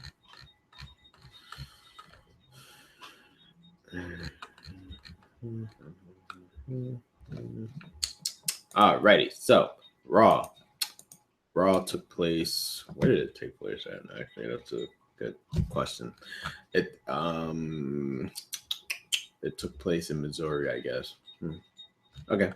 It started off with Bray Wyatt talking again. Bray Wyatt is probably the best talker in the UE. He was talking about his Fatal 5-Way match because at Extreme Rules, there will be a Fatal 5 match with Roman Reigns, Samoa Joe, Seth Rollins, Finn Balor, and Bray Wyatt. A Fatal 5-Way Extreme Rules match to determine number one contender for Brock Lesnar for the Universal title. Bray Wyatt saying how he's going to slay the beast. None of those 4 other competitors have nothing against me. And look who decides to interrupt that. But your boy, because he's definitely not mine, Roman fucking Reigns. Yeah, Roman Reigns I interrupted because, Roman Reigns, that's typically what Roman Reigns does. Always got to butt heads into nobody's business. But he makes his business, which, hey, that's how you make enemies, Roman. I'm just saying. They were going back and forth on the mic. They were about to brawl, and I'm about to freaking lose my backdrop. Kurt Angle came out and he said, "We're not gonna wait until like later in the show, or whatever, to have this match. We're having this match right now." So we technically had Roman Reigns versus Bray Wyatt match, but ended in disqualification. Then Samoa Joe came because Samoa Joe ended the match, and so both Samoa Joe and Bray Wyatt will take over. They really didn't like each other. Bray Wyatt did. Sister Abigail him. Previous week, Seth Rollins also came out and helped Roman Reigns, former Shield member, obviously backstage. Kurt Angle revealed that at the main event it will be Roman Reigns and Seth Rollins versus Bray Wyatt and Samoa Joe. Otherwise, this opening segment was fine up until Roman Reigns came up, because Roman Reigns ruined everything, and he is the biggest piece of shit ever. And yes, I'm still bitter that he beat Undertaker, my favorite wrestler of all time. So yeah, I'm a little bitter, but that was the main. That was leading up to the main event of Raw. Next up, the Cruiserweight action: Tozawa versus Alvaro Daivari. Nothing too much special here. This was just building up Tozawa for their next week for tomorrow's street fight, which for Tuesday's street fight, I should have said, against Brian Kendrick. Very good showing from also Alvaro Daivari. He's really improved in the Cruiserweight division, in my opinion. But again, this is just with Brian Kendrick weird. It was weird because Brian Kendrick was looking, but he was backstage looking at the monitor, but the position he was looking, it was just weird. And then he just stopped a couple minutes just to talk about that one spot. It was weird, but the Cruiserweight match was fine. Again, sadly, the crowd was never into the freaking Cruiserweights for some odd freaking reason, because they're amazing and they're just all idiots. So yeah, hopefully Cruiserweight division, I feel like Cruiserweight division gets like a little bit better reaction to 205 Live now, because they know a specific show for them. And if people are here really just for Raw and not the Cruiserweights, I'm just saying. Moving on to I love it and I hate it. That's how I saw the next segment. Elias Sampson fought Dean Ambrose in his main roster in ring debut. So basically what happened was Elias Sampson was walking to Kurt Angle after Kurt Angle announced the match between Roman Reigns, Seth Rollins versus Samoa Joe, Bray Wyatt, and Kurt Angle said, "You know what? You're here, but you haven't wrestled a single match yet. Well, that's going to change tonight when you fight Dean Ambrose." So that happened, and Dean Ambrose was fighting Elias Sampson. It was a very back and forth match. This was also on commentary, by the way, just letting you guys know. Elias Sampson won via disqualification because The Miz, again, despite you may love him, he is the greatest heel of all time. instead of attacking Dean Ambrose, which would have gave him the win, he attacked Elias Jansen, which would have gave him the win, which is perfect storytelling in my opinion, because now Elias Jansen can officially say he beat the Intercontinental Champion, Dean Ambrose. And nobody beats Dean Ambrose under my watch, because Dean Ambrose is my favorite current day wrestler in WWE. Just saying. So that happened, but also Miz did this to prove a point. He proved the point where the fact that Extreme Rules is still the weirdest stipulation, in my opinion. At Extreme Rules, it's going to be the Miz versus the Intercontinental Champion Dean Ambrose. Instead of Extreme Rule match, to take it one step further, if Dean Ambrose gets disqualified, which I don't think the most fucking ridiculous thing ever, if Dean Ambrose gets disqualified, he can lose the title via disqualification. I guess that was Miz's statement in this match when he attacked Elias Samson. You can lose the match because of disqualification. I'm just saying. So, yeah. Overall, though, I do like how Elias Samson finally made his in-ring debut.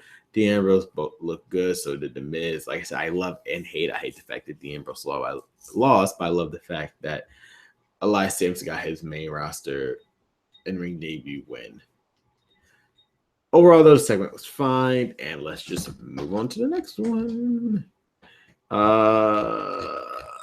Okay, so the one of the matches after the fact was supposed to be, which blew my freaking mind, Finn Balor versus Carl Anderson, former friends from the Bullet Club that Finn Balor made, and it's supposed to be the damn Balor Club by now.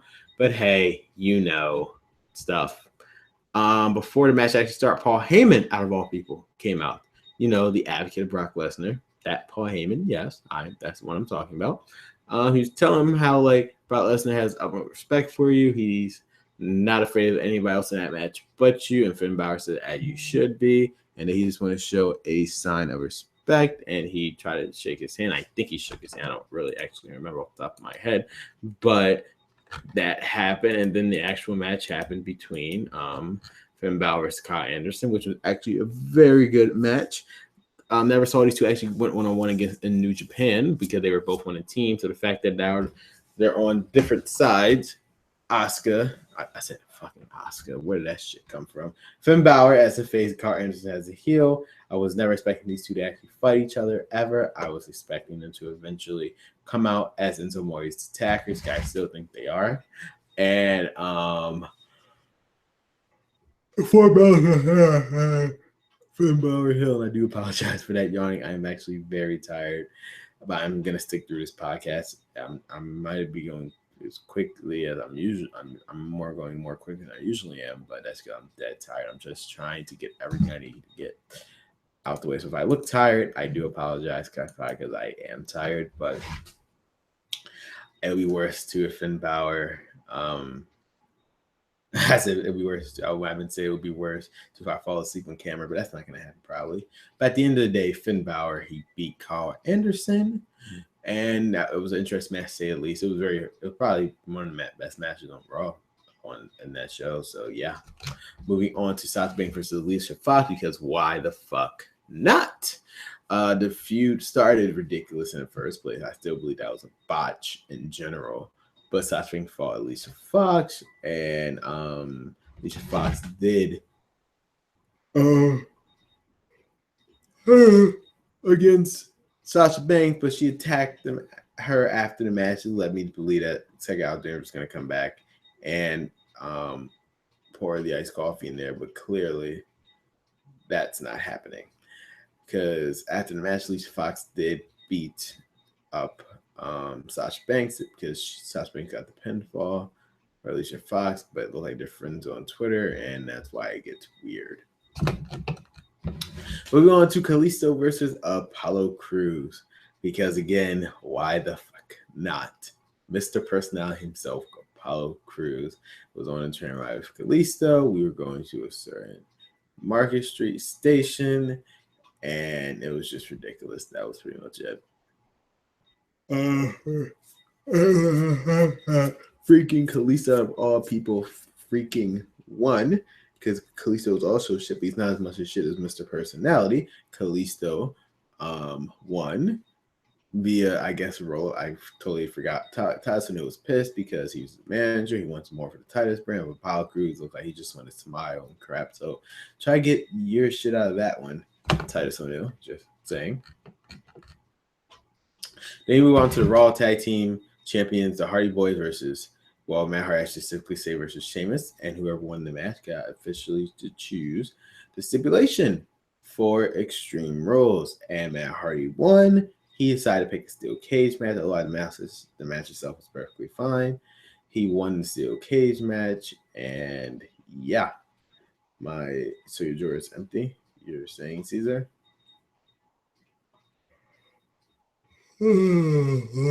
Second, God, am I talking to myself? I feel like I'm talking to myself. I feel like I'm losing it. I just referenced something that I shouldn't have referenced. I was talking about work for 1 second. I said, oh my God, I am tired. Dead tired. Okay, hold on for a second.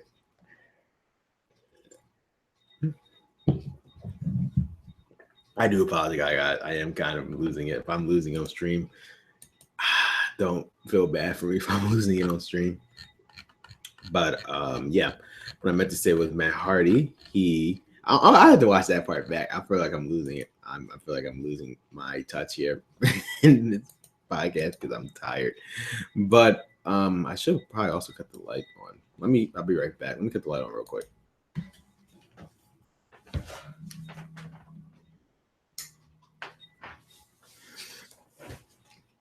See, didn't even go that freaking far. Yeah. What happened was Matt Hardy did beat Sheamus and Extreme Rules for the Raw Tag Team titles. The Hardy Boys will face Sheamus and a steel cage match for tag team titles. What is it? A tag team match where they have to wait between rows, or logically it should be a tornado tag because steel cage, it makes the most sense in the tornado tag. Otherwise, what the hell's the point of steel freaking cage? Just saying. We move on to Austin Aries versus Tony Nese. I'm not going to lie. I did not actually watch this because I went to sleep because I was so tired again from work. I mean, not work. It was my day off. I just never even took a nap. So there was that. So I had to watch it after the fact. Austin Aries.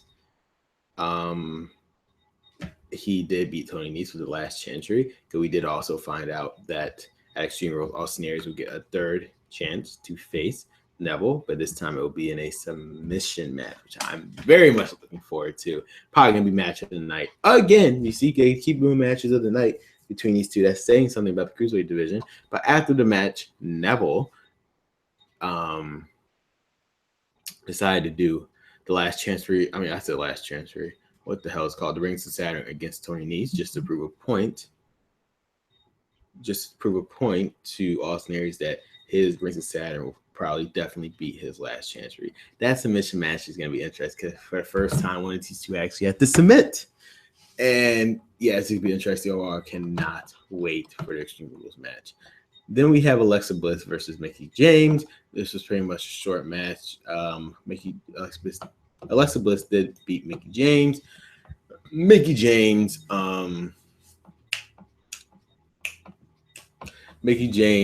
afterwards, she was kind of groggy in the ring. Alexa Bliss got a freaking kendo stick and she smacked the crap out of Mickie James. I feel so sorry for Mickie James or anybody who takes a kendo stick, especially for the women, because that crap hurts. However, Bayley came out and tried to protect Mickie James because, again, the previous week, Alexa Bliss attacked Bayley with the kendo stick. And again, it's freaking ridiculous. The most stupidest thing I ever heard at Extreme Rules. Bayley versus Alexa Bliss for Raw Women's Championship and a kendo stick on the pole match. I'm probably asking yourself, what the hell is that? Essentially, whoever gets the kendo stick first on the pole, despite the fact that you go under the ring and still get the kendo stick, you can legally use the kendo stick, which we have to, again, in some cases with WWE, you have to turn off your mind. Just saying. Moving on to the main event again, which I fell asleep for because I on that Monday, my day off, I didn't take a nap. I had to take naps. Yes, I'm old. Otherwise, I will fall asleep. It was Bray Wyatt and Samoa Joe versus Roman Reigns. I did see the match online, however. It was interesting to say the least. Again, Roman Reigns, Seth Rollins still showing signs of their Shield days, but the interesting pair between Bray Wyatt and Samoa Joe was something else, and it paid off because Samoa Joe actually got the win with the submission against Seth Rollins with the Coquina Clutch. So yeah, Samoa Joe definitely needed that win. Proud that he did. Now, Bray Wyatt, again, this is the third week in a row that Bray Wyatt is on the winning side of things, or he's on top of things at the end of the show. That's really, I'm glad that Bray Wyatt is getting this much like wins and stuff. It is technically another one on the Bray Wyatt's belt. But before the show actually ended, Kurt Angle was in the office with Finn Balor. He told him that next week's Raw, which is Memorial Day, he will be in a triple threat match with Bray Wyatt and Samoa Joe on Raw, which sounds amazing. And also in the main event, which is probably going to be the main event, Roman Reigns will take on Seth Rollins. Very interesting indeed. We know why they're actually doing this. Sounds like pay-per-view quality matches. The reason why they're doing this is because they know Memorial Day not a lot of people watch stuff Memorial Day, so they're trying to get people to watch. So this is probably the best way to do it by doing 2 pay-per-view quality matches. So I can't wait for Raw, but overall, the show in general was perfectly fine. I sadly missed the last 3 matches because I was so tired.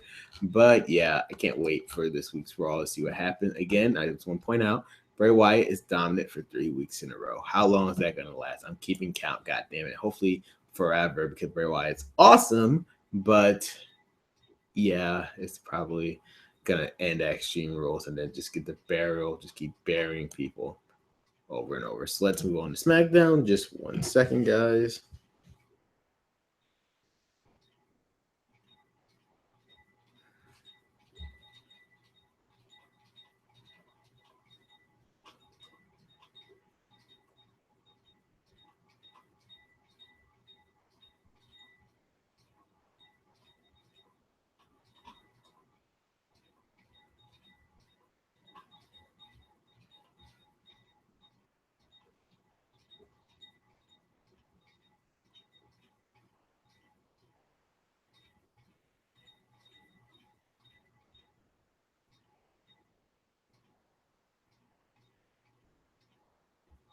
Hold on.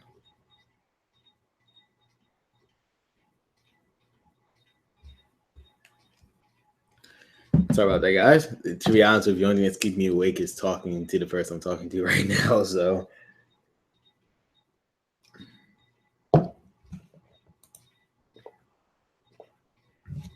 yeah, I also want to say I apologize. It's just, I'm just so tired. And it's just, and people are shooting fireworks. I thought that was a freaking gunshot. Well, now I'm definitely awake, to say the least. Holy crap. They're shooting fireworks on Memorial Day yet.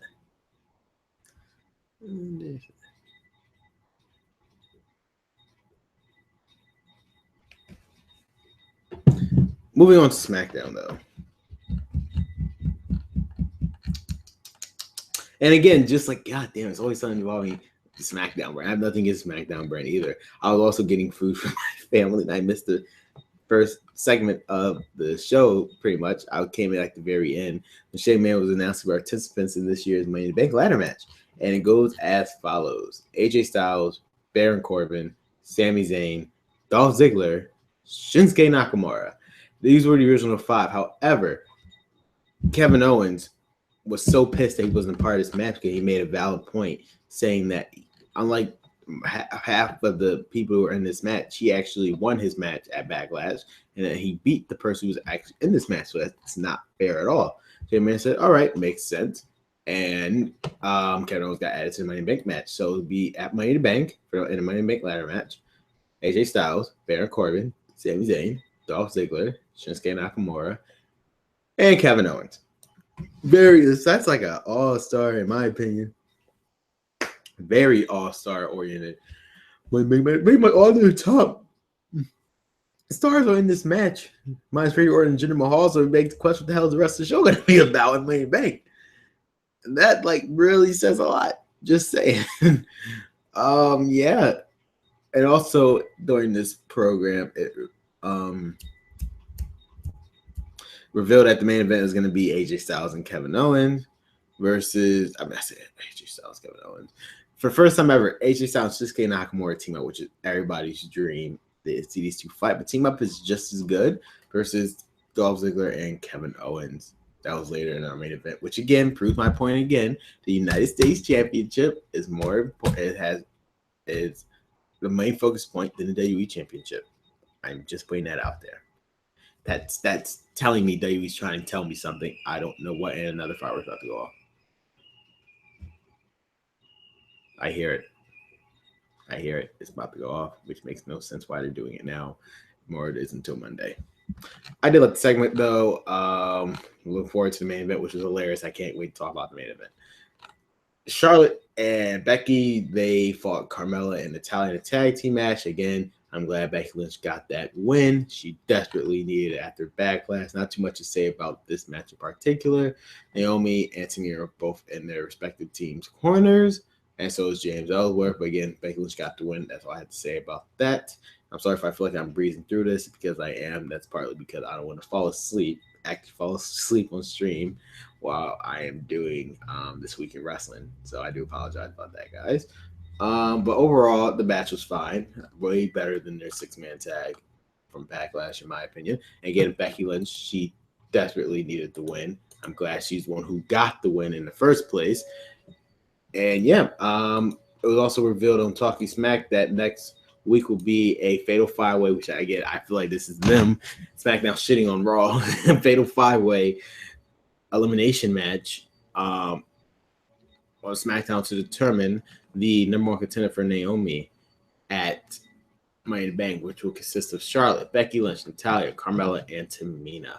So pretty much everybody on the roster who's not Lana and who's not Naomi. Just saying.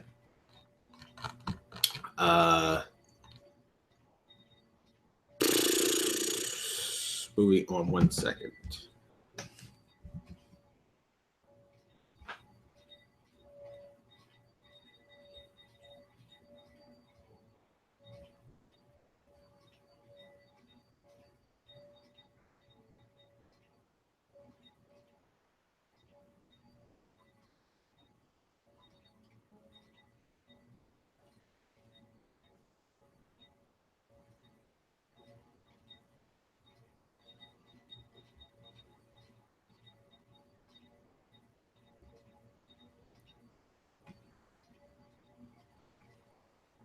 Alrighty. Sami Zayn was fought Baron Corbin. This was very interesting because Sami Zayn, he beat him in like less than 30 seconds over this quick surprising win with this roll up. And Baron Corbin was pissed. He wasn't having none of that shit. Baron Corbin, he brutally attacked Sami Zayn throughout the whole arena, and he had to get stretchered out. So now this is my question.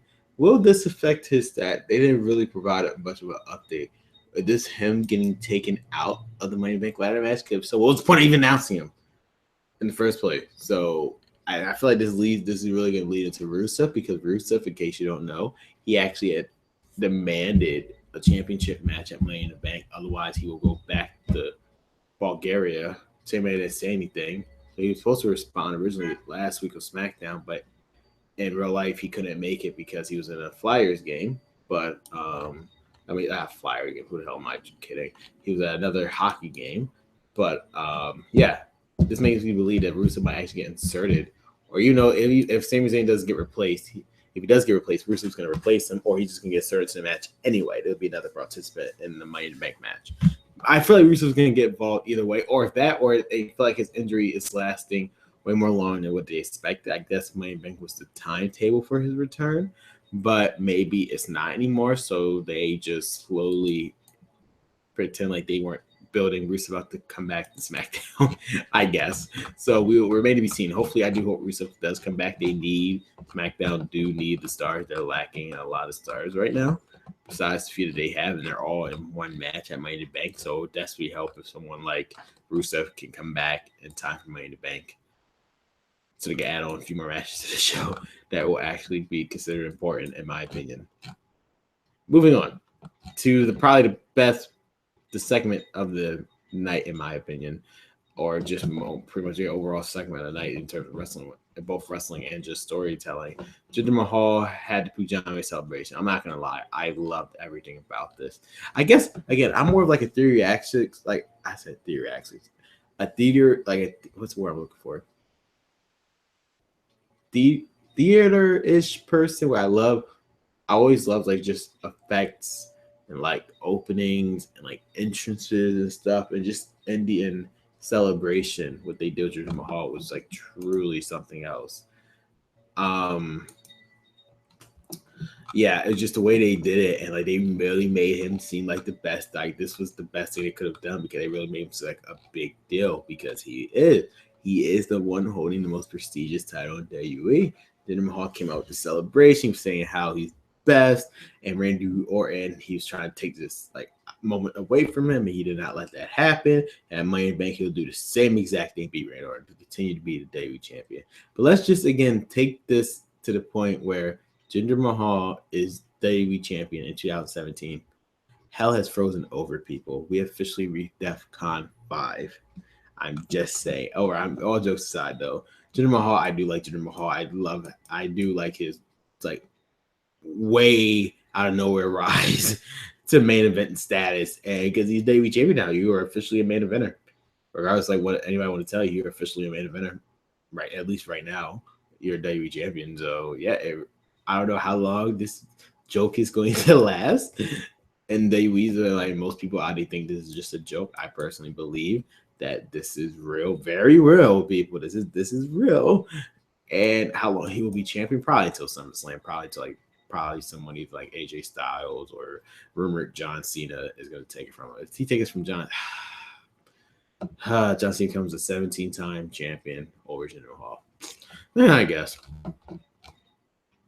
Then we move on to probably the Fashion Files. I can't not stop thinking about Fashion Files. This one was hilarious because this was in Shane McMahon's office. Shane McMahon had literally no idea what the hell was going on. He was like, why the hell is all this stuff in here? Because since he is considered commissioner, again, since they act like they're police, they came in, since they failed to get the SmackDown tag title, they thought they were off the case.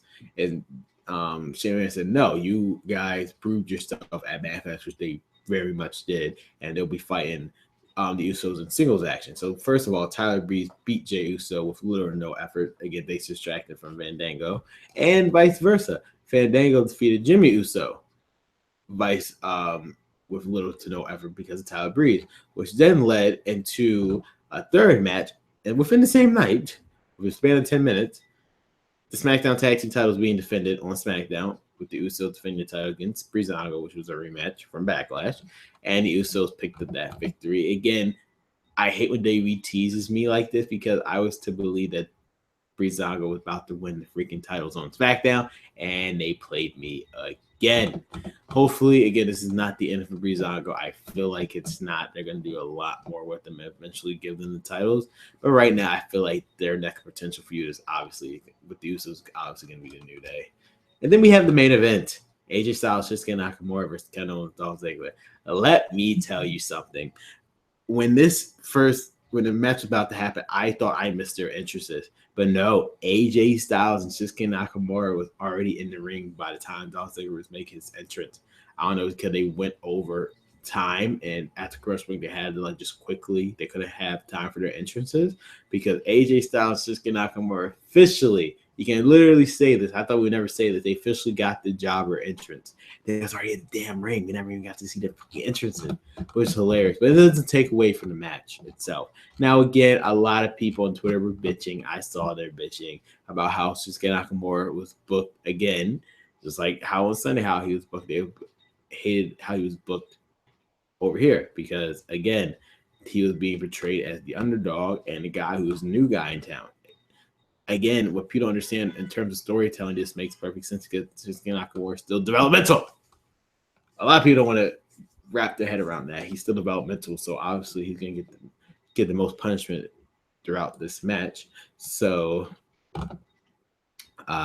overall, again, but I don't know why people are complaining because he is the one who got the pinfall. He did King Salsa on Kevin Owens, my United States champion, so that's giving him a lot more momentum than anything against United States Champion. Gives them a contention for United States title match, which I feel like it's gonna be a choke threat Battleground, but that's just me. So yeah, he who got the pinfall for the team, and the show ended with him and Styles looking face to face. Because we all know we want that match. We're probably gonna get it at SummerSlam, probably. So yeah. Overall, SmackDown was perfectly fine.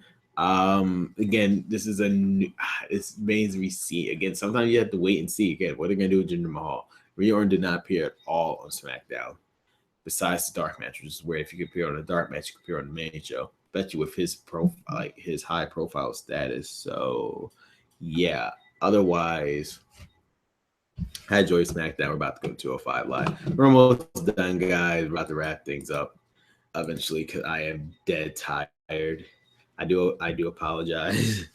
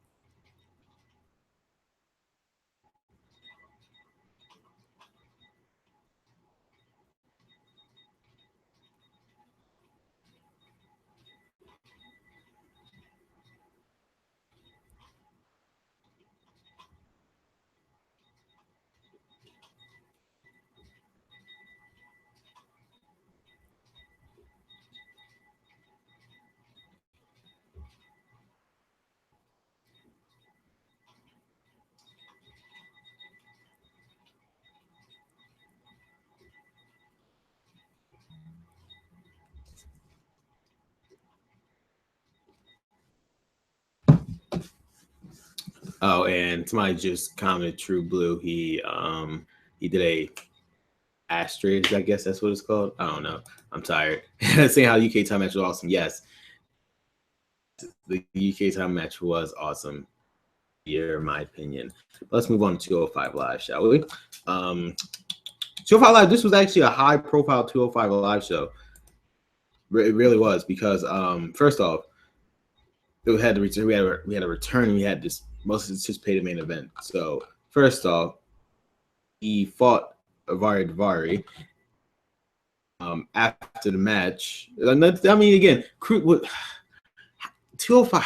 I feel like I get my most frustration when I get to the 205 Live part of the show, and now they're shooting fireworks outside again.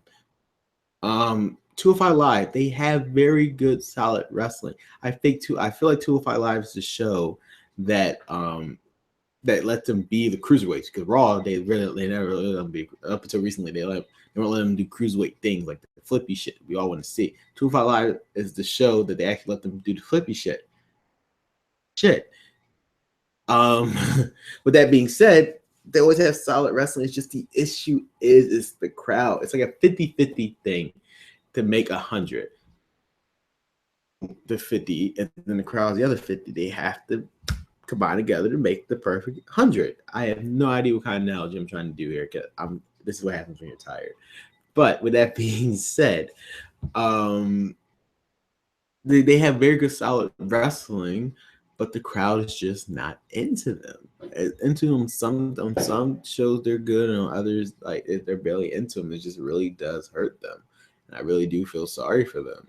But yeah, back to my point though, Rich Swann versus Vardar was a very good, solid wrestling match. Vardar Davari again is really proving himself.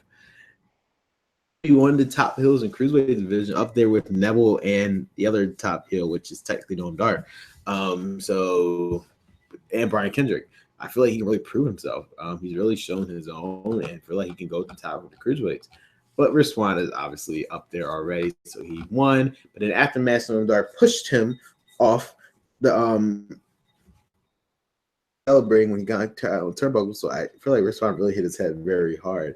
So again, it shows the feud is not over between Rich Swann and Noam Dar, despite the fact that Cedric Alexander is the reason why the feud started in the first place. And what a nice segue, because Cedric Alexander made his return to 205 Live after an injury that prevented him to be off of the show for almost 2 months, or 3 months, I should say. Alexander, he fought this jobber, which again nobody cares about the jobber, but yeah, it shows that he can still go. Pretty much showed all his moves, his signature moves and stuff, so that he can still go. And yeah, look forward to see what Cedric Alexander does. Jeez, I don't know. Go back into the feud with Noam Dar and Alicia Fox. We can finally get rid of this fucking feud. Alicia Fox can go back to Raw, and Noam Dar can freaking show why he is one of the best cruiserweights in this division. Cedric Alexander, please go back to the freaking feud so we can just end it already. So whatever story they was trying to tell, they can just tell it. Just saying. Then we move on to the main event, which is probably the most anticipated match in a while on 205 Live. The final match in this feud, this long ass feud, which started all the way back in what? In my opinion, Akira Tozawa and Brian Kendrick in a street fight. This was a very good match. Probably one of the best main events from 205 Live in a while.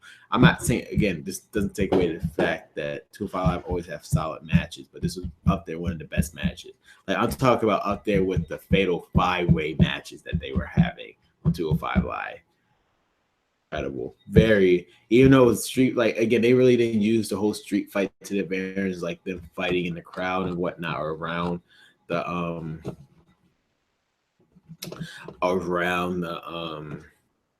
building arena and stuff. Again, there is a difference in the street fight and fall count anywhere match. It's fight 5 here, I believe.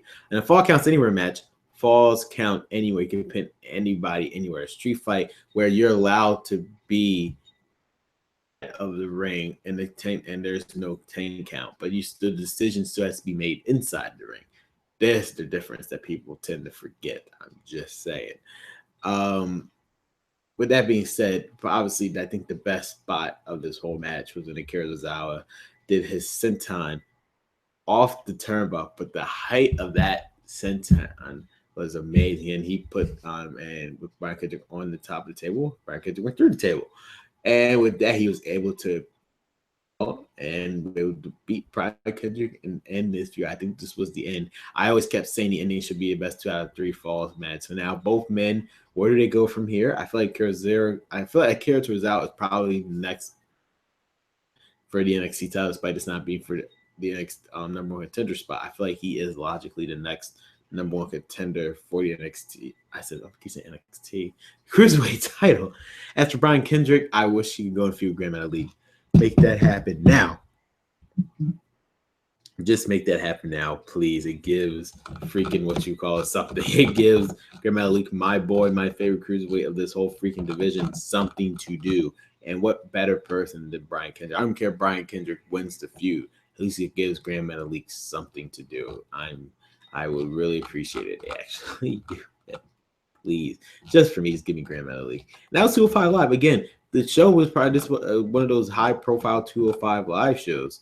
And again, it's funny because Tony Nese, who was one of the cruiserweights, he pointed out in the picture when that picture frame shot of Akira Tozawa doing the senton bomb with Brian Kendrick, how one of the fans not even fucking paying attention because they're on their phone. Again, I strongly believe with Tony Nese too. Like, again, this is the reason why 205 Live failing, because you're not giving them the chance. The rest of the crowd was into this match except for you, and you're one of those fans that will probably ruin it for everybody.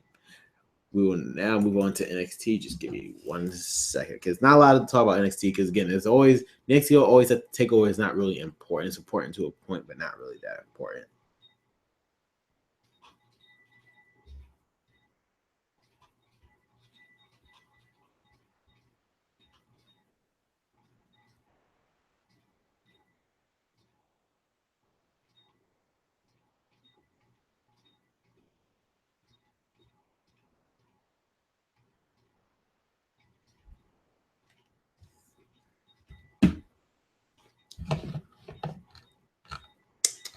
Now going to NXT again. It's not. It just was the NXT. Basically, in case you're not familiar with what they do with NXT, after Takeover, doing a Takeover, I should say, they film an episode of NXT just so they have a week's time to film the rest of the episode they need to film at Full Sail. Since they're outside of Full Sail, they filmed this one episode with a couple matches just to fill the void for that next week's show. That being said, Aleister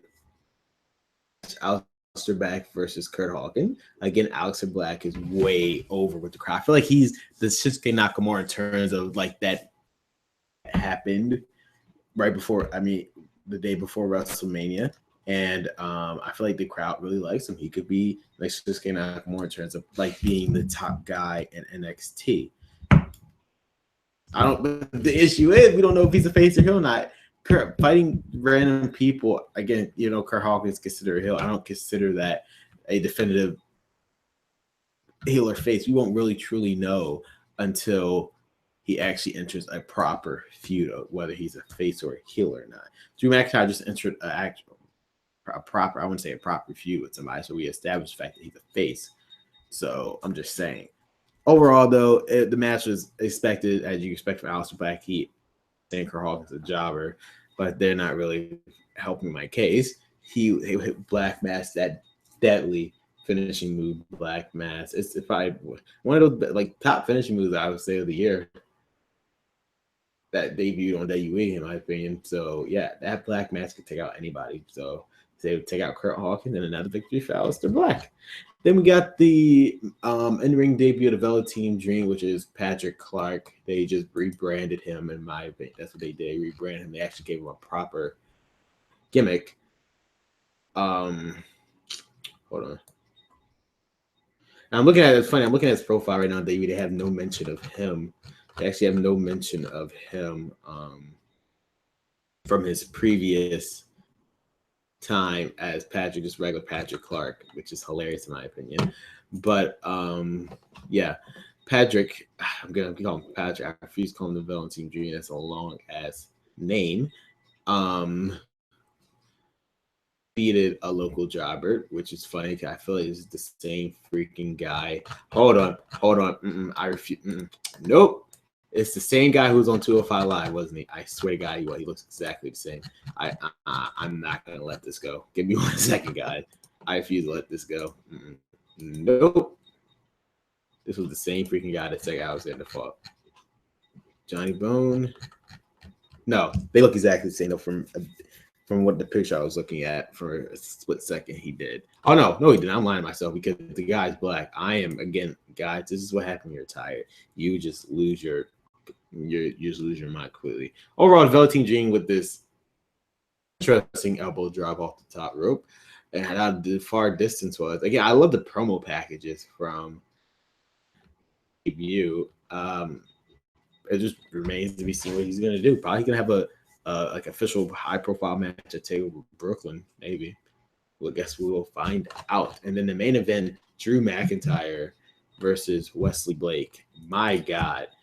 Again, Drew McIntyre, he's just showing that after you can find yourself and leave and just come back and just be the biggest star you can. Drew McIntyre. Again, I swear to God, he was not that tall when he was in WWE before. He was not that tall when he first was with WWE. He was not that tall.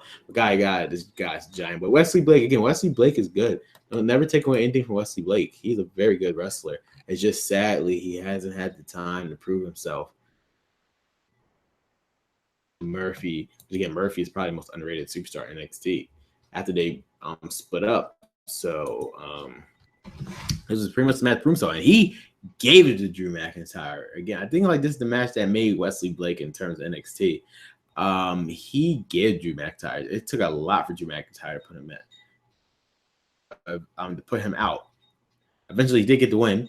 So Drew McIntyre did get the win, but it took a lot of effort. I feel like this match made Wesley Blake in terms of him being at least a credible threat to the top faces of NXT or good guys in NXT. So hopefully this brings out more. I want Buddy Murphy, damn it. Buddy Murphy, he deserves to be in the spotlight. I'm not saying that Blake does it, but Buddy Murphy does. He's, again, NXT's best kept secret. Maybe keep him a secret. That's what it is. He's just keeping a secret. And that was today's episode This Week Wrestling. Again, guys, I do apologize. It's just that I know this was a weird episode, just the way I'm acting, because I'm just tired. I'm tired because I was working so much this week. It's probably the most hours I ever worked in my job since starting, and I'm just super tired. I'm probably not gonna eat a meal, but I'm probably not gonna eat a meal. I'm just gonna go straight to sleep before I eat. And yeah, it's just, I do apologize for those who actually watch this stuff with me. Drop the whole show. I do appreciate it, guys.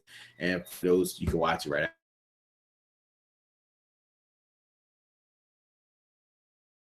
Otherwise, guys, I do appreciate it very much. Thank you guys for watching. Like today's stream, make sure you hit that like button. And guys, don't miss another This Week in Wrestling, which will be next Saturday. That is holy crap! Actually, it will be next Saturday. Yes, it'll be next Saturday because there's no takeover. I'm about to say, holy crap, there's another takeover, isn't it? No, because we'll be getting our official predictions for Extreme Rules. Sadly, Ron won't be here, so I'll be giving my predictions myself. But Ron will hopefully Ron will send me his list so I can go over the predictions. Otherwise, guys, thank you guys for watching. Otherwise, this is Crater signing off. Catch you guys later. See ya.